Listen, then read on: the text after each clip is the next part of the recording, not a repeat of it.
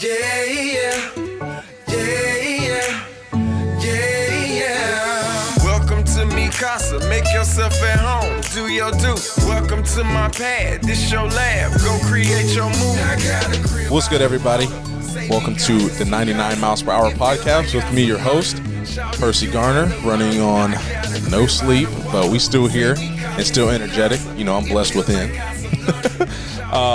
But it's good to be here, good to be back in my new house, and hopefully not everyone in Dover knows where it's at, but I've been getting a lot of compliments on the neighborhood.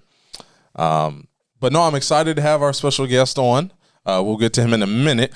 Wanted to mention how the work that Josh is doing behind the scenes. You know, you don't really get to see him unless you watch his podcast, Live Your Fire. Is that it? Yes, Live Your Fire. It's been fun working with Josh, but make sure you go check out the website, getlevelpod.com, where now you probably got, 100 podcasts now? 15. Okay. We can do that. It's very important. Josh has been doing work for me. He's kicked me in the butt and started this podcast, and he's just, he never stops. So one of these days, I'm going to listen to Josh and do what I'm supposed to do. We're not going to get into many details about that. He knows what I'm talking about. But we also should mention our incredible sponsor, and I'm going to reach out to them because I haven't had your pizza in a minute. So we're going to get some, maybe eat some. This would have been a good time to get some because he looked like he can eat. But right before, maybe next episode we'll have some chicken and some pizza, no salads. But we'll have all that stuff on there, and I'm looking forward to it. I also want to mention the Dover Scholarship Fund. Now, I appreciate everybody who has bought merchandise, including Jovohn here. He was contributed, even though he's a Quaker. Did you realize you were doing that when you bought it? I mean, like I said, your family, so whatever helps the cause, I guess I can. Appreciate it. But without further ado, I guess I should get to the guest.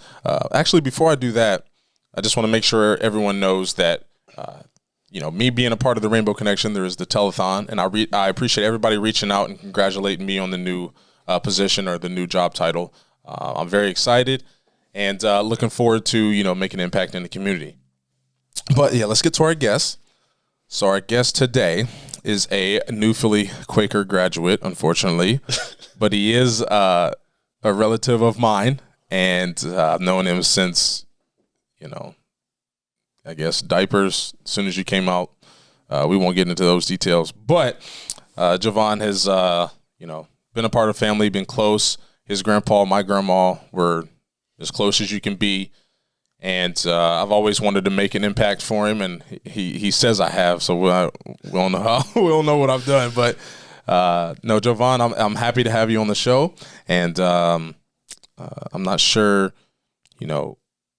how much of an impact I've had in your life, but I'm sure you'll share with us, and we're going to dive into some things and talk about Jovohn and his life, and maybe he can inspire someone out there who has maybe gone through some of the stuff he has. But Jovohn, how you doing, man? Good, Purse. Appreciate you having me on 99 Mile Per Hour podcast. Yeah. And I can't talk right now. No, you good. Appreciate you definitely having me on here. It definitely means a lot to me. So. Oh, well, I mean, we just sitting here talking, man. It's all fun and games. Since I've started this podcast, a lot of my friends have reached out to me like, hey, man, I've made this change because of your podcast, and it feels good. So I'm going to continue to do this no matter what happens. And, even if it doesn't grow to be this big, Joe Rogan podcast, as long as I'm making an impact on somebody at some point, I'm happy, and I enjoy doing this. So, and then I always got a professional like Josh, making everything look good always helps. But no, man, I'm happy to have you here, and, glad you're back in the area. We going to talk about some of the things that, has happened in your life, but we'll get to that. We want to talk about, what we both like a similar team, I guess. I just found this out. They were undefeated. Unfortunately, they lost their last two games, but they're still better than the team that played last night. What, the Steelers, right? Okay. Steelers. They're better than the Ravens. No, I kind of want to just ask I didn't know that the Steelers were your team. Like, how'd that kind of happen?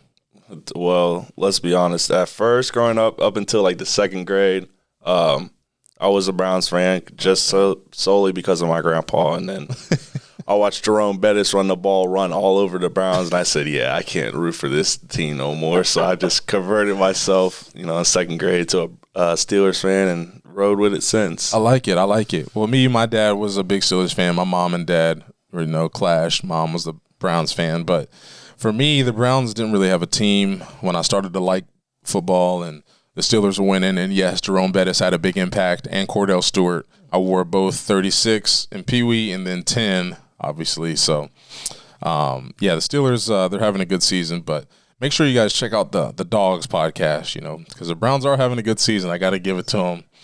But that podcast, which you guys will be shooting next, what days does that come out? Okay, Wednesdays or Thursdays. Go check them out. Buy some Dogs merch. I will say that logo is impressive. But back to Jovohn, my bad. Sidetracked, squirrel. No. But so I'm curious just because I know when I put on Facebook, hey, I'm looking at houses in New Philly, and everybody went crazy. Everyone, the school system differences, just growing up in New Philly, and your grandpa Harry being entrenched in the New Philly tradition, was involved in the program a lot. What did that mean for you growing up, just being a Quaker, even though Dover was destroying them every time? So. I don't know. I guess it's just a blessing in disguise. Him bringing me around football and then around sports, and baseball actually was his main sport, his favorite sport. But him being in the program definitely influenced me to love the game of football and stuff more. And sad to say, I couldn't start until 6th grade because my mom was so nervous about me getting hurt. So she was like, "You'll start in 6th grade. I'm not taking no chances of you getting hurt for basketball, baseball." So gotcha. Started in 6th grade, and then him and Uncle Pee Wee are on the sidelines. Every game I was playing, they would come rough me up and it was like, "You got to make that tackle. There's no excuse for that." I'm like, "It's my first time playing." It's just.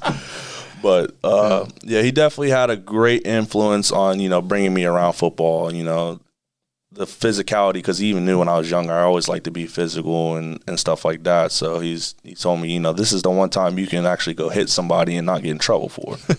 So, when he brought me around football, I really loved the game of football growing up from 6th grade to now. So, yeah, and our family is just, football's been a staple, no matter how distant it gets in the family. Everybody, Uncle Freddie, and then, obviously like my side with my dad, and then Monty and everybody, my brother, it's just football and C, of course, and football has just been obviously one of the staples of what we do, and you're just expected to play.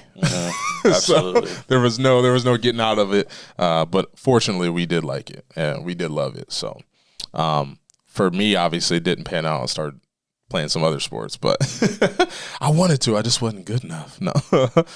But, being a Quaker and, watching – how old were you? Were you even born when C was playing? No. I might have been 1 or 2, but I can't remember. So you didn't get to enjoy that, did you? No, I did not, no. Gotcha. Dang, you just made me feel old. Well, I just want to, just so people know, because I'm sure everyone in Philly knows, but we're not just catering to the Tuscarawas County. But just describe your grandpa. Everyone knew him as Harry Morrow, but just describe what he was in your life, because you didn't always have your biological father around. So Harry obviously stepped in and was more than glad to. And, he was always a father figure to everyone. But then you actually living with him or living close to him, it was an obvious decision that he was going to step up and be there for you. Just, obviously outside the game of football, what was he for you? He was resilient. The guy was relentless. He was very caring, selfless, probably the most selfless person I ever met in my life. Actually, he is. That's hands down. Extremely loving, caring. That guy, after every baseball games would take me we get conies, you know what I mean? When I was feeling down, he would talk me up. You know, no matter what went on in my life, he always had my back and always ensured that he knew that I knew that he had my back. So he definitely just so everybody knows, Coney's is, you know, the hot dog with the sloppy Joe on top. Oh, just yeah, make sure everybody knows. Yeah. So I mean, just how much of a family man he was, and you know how much love he spread around really influenced me to become that type of man, you know, later down in the years, to, you know, not just only my family, but everybody else in the community. You know, a lot of my best friends, Marco Colombo, Ethan Boos, Jamal Johnson, you know, Jamal Johnson. They'll tell you, you know, still to this day that they miss his presence solely because, you know, even when I had a bad day and he saw that they had a bad day, it was, you know, he always took us all in and made sure that we got what we needed and we got loved and cared for. You know, even though Marco and Boost was getting spoiled, he would add on to it, you know. That's just the type of man he was, you know. Yeah, I can second that. I mean, Harry was, he was something special to me, but even deeper with my sister Markeisha. The relationship she had with your grandparents was, it was pretty deep. And my mom, they had always been kind to her, helped her out when she needed anything, and that was just an example that they set. You know, they were obviously church going people, so you always saw them in that light. And they were just model citizens. And you know, I'll never forget the influence and the impact they made in my life. You know, and just you know, always coming around. They'd always, you know, give me candy or whatever. Oh yeah, yeah. And then, you know, Phil was the first person who gave me. So I don't know if you know this about me. I'm kind of a nerd with like pencils and binders and stuff. And Uncle Phil gave me a Bible wrapped with it was like a little Bible case, and I was obsessed with that thing. Had a little cross on it with the fish, and I was just like, and I carried that. Even if I didn't always read the Bible, I always carried it with me. Like, you know, I like this. I can hold my pencils in here, take my notes. But no, man, your family has always been there. Obviously, Nicole, your mom, super close friends with my mom. So, you know, and I if I don't share this story, you know, my sister will kill me. But you know, remember about the Game Boy? So I was always playing video games, and you know, Jovohn didn't always have the Game Boy, but you were a lot younger than me. And you know, Jovohn was all on my back about playing this Game Boy Color. and you know, wait, your grandpa had a humongous van, right? Mm-hmm. Was it? It was like one that you could travel in, had the little things on the side, you know, TV, and and it was. I just remember traveling. I don't know where we was going, but like the whole ride, it was, come on, Perci, let me play your Game Boy Color. But you know, I eventually shared. Just, you know, the younger crowd. I had to do, you know, to be a good role model. But for sure. But then.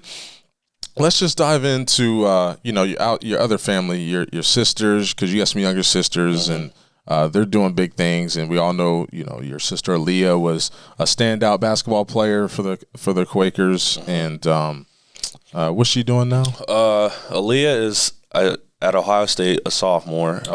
She, I believe, changed her major, still has the same major, but it's either physical therapy or sports medicine. Nice. She was doing nursing, and got a little challenging to her, so she switched over. Gotcha. Ariana now is a junior, and she's just doing school, full-time school. Nice. She's just got a new job, too. Wow, working, man. Yeah, for sure. And then Avery and Addison, who are 9 and 7, are just doing school full-time. And then I have 3 sisters that live in Columbus with my dad, Nia, Susie, and Amora. Nia's a college graduate. She has her own YouTube channel doing makeup. Okay, so we might have to plug that in somewhere. I don't know if you want to put it in the description or everywhere on the screen somewhere. And then Susie's going to college to do video gaming design. Really? And then Amora's 3, so she's not going to college yet. Oh no, she's just living life. That's what you do at 3. You live life. Oh, for sure. That's what's up. Now, with you, when we talk about college and graduating from Philly, did that school, the educational system, Dover people might, hate on it a little bit, but did that school prepare you to go to college? Like, just coming out, what was your focus? Obviously, you want to play college football, correct? Yes. Got you. And when you're focused on playing college football, to be like, Colbert, C, me, I guess. I played a little bit of college, took a snap or two. Was that something you had in your head, like, oh, I gotta follow in these guys' footsteps, I gotta do something great, or else, did you put a lot of pressure on yourself coming out of high school? No, I didn't. I just after my senior year, I just wanted to continue to play. To be honest with you, if it wasn't for the impact on my Uncle Phil's death and my grandpa's death, I don't know if I'd go to college and try to play ball, because they pushed me into another gear to, they said, if this is what you want to do, go out and do it. And I was just like back and forth. And then after that happened, I really pushed myself and really elevated myself in the weight room and film studying and practice and stuff like that to really try to get my name out there, because I felt like I deserved a shot. And that's what I wanted to do. But with the school, Philly schools did a great job, I believe, helping me get ready for the next level in college. Especially the AP teachers. Shout out to Mike Johnson. Nice. That's my guy. That's my guy. What class was that? That was AP Microeconomics. Oh, you're taking real classes. I took AP Calculus, which I'm never going to use in real life. Oh, yeah, I wasn't taking that. After like 2 weeks of AP Stats, I said, yeah, this isn't something for me. I'll just do Algebra 2. But, yeah, they did a very good job. They were very in-depth with their schoolwork and homework and stuff like that. I'm like, man, I'm so tired of doing this homework. Then my mom was like, well, you better get used to it because you're going to do it in college. And I was like, yeah, I guess you're right. So they got me prepared. And where'd you go to college? First year I went to Bethany College, and then I transferred and went to the University of Akron. Okay. Yeah, I kind of regret not going into Ohio school, but none of them really recruited me heavily, so I ended up going out of state. But I mean, it was good for you to be close somewhat. Where is Bethany College? In West Virginia, by West Lib. Oh, okay. Now, when you were going to college and going through that, like who was with you and helping you in that decision? Honestly, it was just a last minute decision. I was expecting to talk to Youngstown State, and then when my grandpa died, my grades slipped the last half part of the year. So that cost me, a potential half scholarship or full ride there. So I had to, improvise. And so Bethany really wanted me, their head coach really wanted me. So I said, I'll just give it a shot, see how it goes. And so I went there, and then I just got homesick pretty bad, simply just because of the rough year, losing my grandpa and uncle in a 10-month span.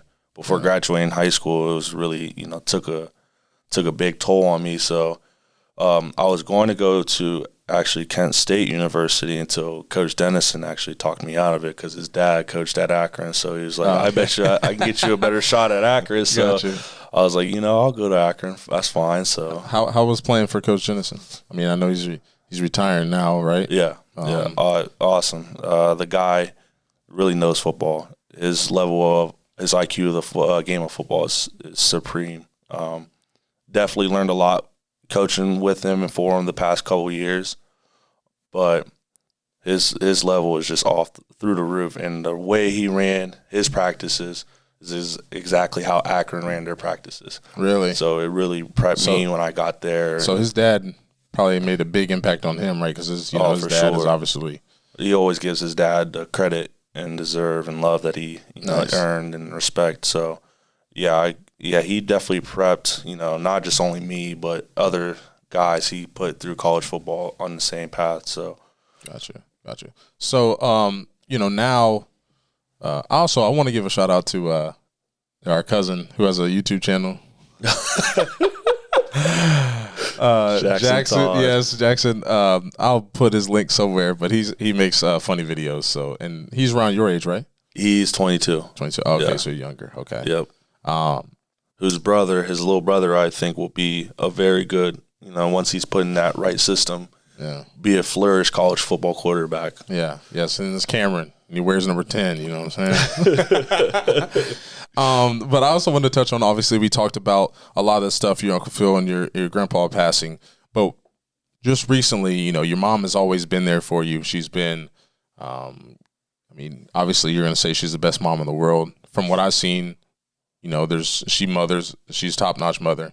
And she's always been positive. I've never seen, Nicole do anything wrong, basically. Right. And obviously you had to go through some times with her just recently, with COVID and even more breast cancer. Just talk about, obviously losing your grandpa and your Uncle Phil and then that piling on. Like, what did it take or who did you lean on going through all this stuff? Well, I leaned on my family for sure, because at the end of the day, you have God, yourself, and family. So I leaned on my family a lot. I had a couple friends that helped me out with that, and the community, most importantly, the New Philadelphia community, really elevated and helped us, through the tough time. My mom is definitely the ultimate warrior, I would say. Went through breast cancer, had a double vasectomy, 27 lymph nodes removed. And, she told me, she's like, Joe, I feel like I might not make it. And, I was sitting there like trying not to cry. Yeah. Held her hand and we prayed and prayed. And I told her that, Mom, you're going to make it. Like, don't worry about it. Let's just get through this hard process. And then we'll talk about, whatever goes down the line. But you just keep fighting for us, your kids, your mom and your family and the community, because we are all backing you. Yeah. And so, that's the positive of being, Dominique, my younger brother who lives in Canton. They think Canton is this big city. That's the remarks they make about Dover is, oh, it's so small, you ain't got a real mall and all this stuff. But when push comes to shove and you need someone to, to help you out in any form or fashion, I don't think there's a place better than Tuscarawas County. And for you, obviously that's my opinion, and I'm assuming you share it. It's been a special place for me. I like when you're down in it and you're going through it, you're not really thinking like, oh, this community is great, until you come out the other side and you're like, yeah, okay, absolutely. that was great. So and so helped me out. So and so did this for me, and you can just start counting all the people that helped you out, and it's really a community. When I was playing with the Indians, I felt like a family too, but it's different when it's people that you've known your whole life. And then you even go to a place where you don't know as many people, like West Virginia, and you're just like, it's not the same, And people might be like, oh, why? How you get homesick, man? You know what I'm saying? But when you come from a community like this, it's really easy to do that. Absolutely, it definitely is. Yeah. So the last couple things I want to touch on is, so moving on and learning from all the stuff you've went through and how like your plan and what you see in the future of turning it all around. So you've obviously faced a lot of adversity, and it's obviously you can just curl up and not live life and just feel sorry for yourself. Obviously you've chosen not to do that. For you, what do you think moving forward is something that you see yourself doing, whether that's getting involved in the community or getting more involved in coaching with Philly, or just what do you see yourself doing? I see myself coaching for a little bit longer, and then really trying to elevate that coaching style to a college or, position coach in the NFL. Because I feel like after playing Division I football for a little bit to learning from one of the best D-line coaches, Coach Stroud, who now coaches at Miami, Florida, to learning from Coach Amato, who's one of the best defensive coordinators of all time, to learning from Coach Bowden, to Coach Dennison and the Philly coaching staff, and being around a bunch of guys that I'm still close with that play in the NFL, that I really can elevate a lot of people's games.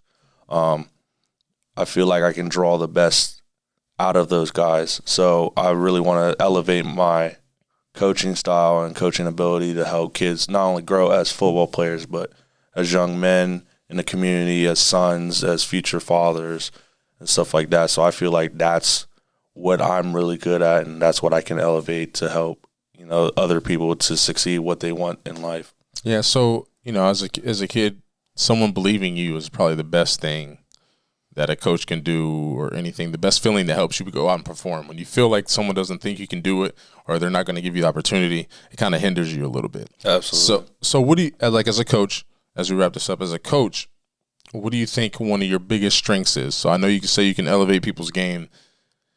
Is there one thing where you're like, I have this skill that, I'm able to, I like the film study, and I can pick apart film and tell the person, hey, I think that you can, do this right here against this defense? Or is it encouragement? Or is it just being able to use your experiences in football to, I guess, translate it into the younger language, the words they use, like, drip and stuff like that? But no, seriously, like, what do you think a strength of yours is that can translate into helping a kid? I think it's just breaking down things, like you said, film work. So, like, just basic, matchup numbers to, they got, 7 in a box, do this. If there's 1 in a box, boom, to breaking down coverages. If there's, one high safety, it's either cover 1, cover 3, or it's too high, it's either going to be a cover 2 quarters or something like that, you know what I mean? And then I, tell my quarterbacks, like this past year, I told my quarterbacks, if you see this, throw this will be open. If you don't see that, then this is your option. Just make their reads quick and have them have confidence in throwing the ball, and just breaking down things to simplify it for the kids to really understand oh, well, this is easy. Yeah, I get what you're saying. Well, yeah, because the best way to perform is to, what we used to call that at Ball State was just playing fast, where you're not thinking about your responsibility or anything. So to attach on to that, what do you think something you would work on to that can improve your coaching skills, to something that you think, hey, you know what, I'm not so strong in this area, but I'm working on to improve this just to get, help my whole overall coaching ability? Just giving more kids chances. Gotcha. To get kids more Patience? involved. No, I'm actually fairly patient. Okay. Actually very patient, but I think it's prepping the backups for what happens if a starter goes down. I think that's a lot of coaches. Well, yeah. I mean, I hate to, a lot of kids just get thrown in a fire if they haven't got a lot of reps, and then they look shook when it comes in the game.